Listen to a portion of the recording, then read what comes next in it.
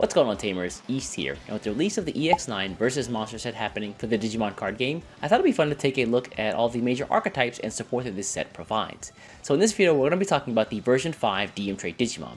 But if you want to know more about some of the other major archetypes from this set, definitely check out the channel for more. The version 5 trait cards includes one of my favorite Digimon of all time, Machinedramon. And with him finally getting some new tools, I'm really excited to dive in and talk more about him. So let's take a look. Taking a look at the version 5 cards, your level 2 Pokemon is going to be your basic Digi-Egg card, allowing you to cost minus evolve in some way. In this case, whenever he's attacking and then you trash a card from your sources, you can evolve at cost -1. Kind of a weird effect, but we'll talk about why that is in just a moment. Anyway, taking a look at our level 3s, we've got our basic level 3 cards, one of our searchers in the Gazimon, and our second card is the Gizamon, allowing us to use the training effect, where if he's in the battle area or the breeding area, doesn't matter which one, you can rest him, and then you can take a card from your hand, or excuse me, from the top of the deck, and then put it underneath him as a source card like so, face down. For the level 4s, the version 5 cards actually have one additional level 4 here, and we'll talk a little bit about what each of these do. You've got mostly disruption cards and things like the Tuskmon being able to delete 4,000 DP or lower Digimon. This is great for getting rid of floodgates. You got the Dark Tyrannomon, who's a really interesting one. He can place a card from your hand face down underneath him, and then for every face down card he has, you can suspend one of your opponent's Digimon, and then one of your Digimon may attack.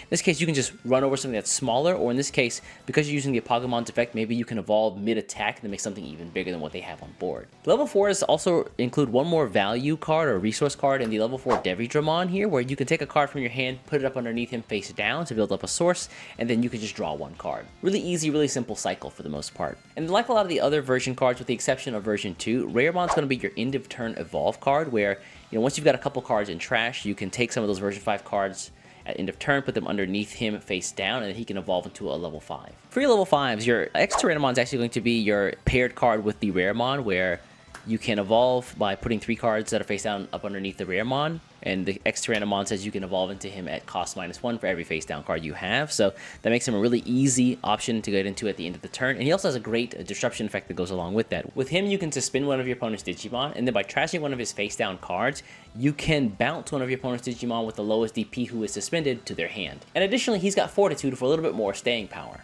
Alongside the X-Tyrannomon, you're going to have the Metal Tyrannomon, who lets you place a card from trash underneath him as a source, and then you can de-digivolve one of your opponent's Digimon one stage for each of his source cards that he has face down.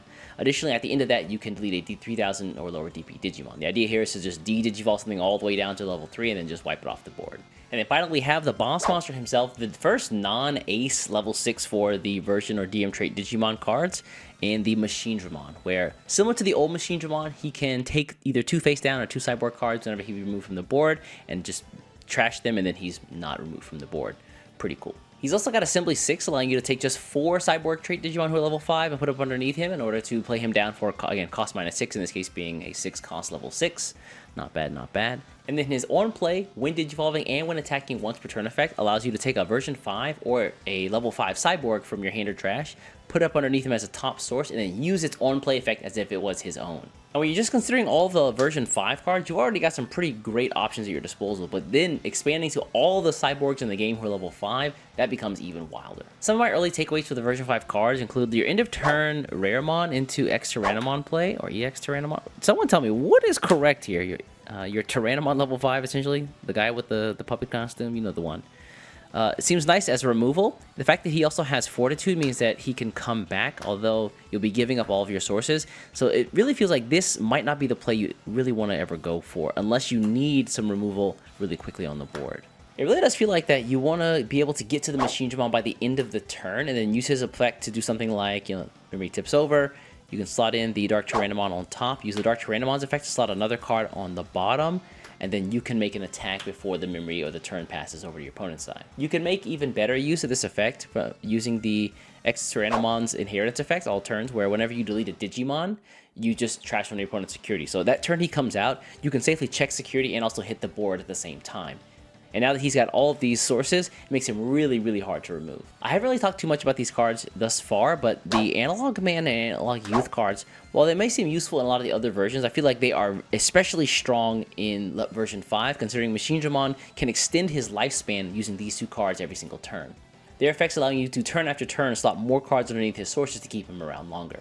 Yeah, the version 5 cards really do feel like Machinedramon has stepped into the modern age. I'm really excited to step out of just the version 5 cards themselves and see what the other level 5 cyborgs can do for the deck. Things like a BT7 Metal Greymon and the BT21 War Greymon definitely come to mind as some potential ideas. But, you know, I'm sure that you folks out there have also been cooking up some really cool stuff. And if you'd like to share those, feel free to put them in the comments below. I'll definitely be reading there as well. Anyways, folks, I'm going to get out of here. Before you get out of here, do me a favor, hit the subscribe button, and I'll catch you in the next one. Take care.